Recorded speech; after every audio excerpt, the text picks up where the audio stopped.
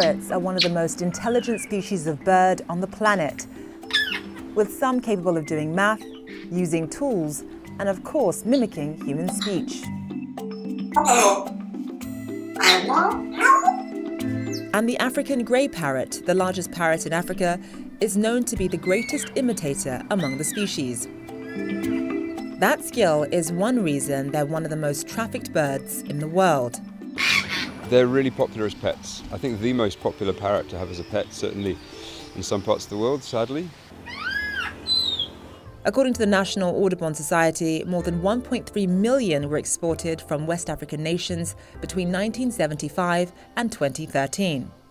But despite being declared endangered in 2016 and their global trade since outlawed, they remain a trendy pet even as their wild populations continue to dwindle.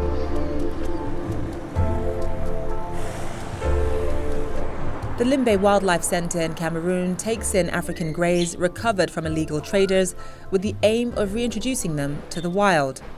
Often we rescue them in terrible conditions, so they're dehydrated, starving, and maybe have injuries, so we have an excellent vet team here on site that looks after the parrots when they come in. And they may have injuries, their wings have been clipped, and there may be glue traps that have been used to catch them. So they're often in a very bad state. So a big challenge is saving their lives to start with. The rehabilitation process involves medical care, special diets, and socialization. Because many were confined to small spaces, they also have to learn to fly again. After their rehabilitation in the quarantine area where we receive them, they spend 90 days. After the health check, we can bring them to our aviary cage. After, when they are able to fly, we can send them back to the forest. A successful reintroduction not only benefits the bird population, but also the environment. It's a really important conservation action because the grey parrots themselves, they form a crucial part of the ecosystem. For example, seed dispersal. They'll eat fruits and then they excrete the seeds at a different spot, so they move seeds in that way, help the forest health and growth. To assess survival rates, migration patterns and possible recaptures, the centre also plans to start fitting trackers onto the birds they release. Hopefully we can keep expanding that programme and maybe track some of the parrots as well in the future and find more data, expand our scientific knowledge of what's happening out there and what's happening to the parrots we release.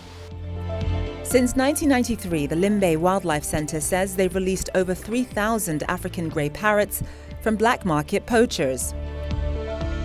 In addition to rehabilitation, their education initiatives and community outreach are helping to raise awareness about the illegal wildlife trade.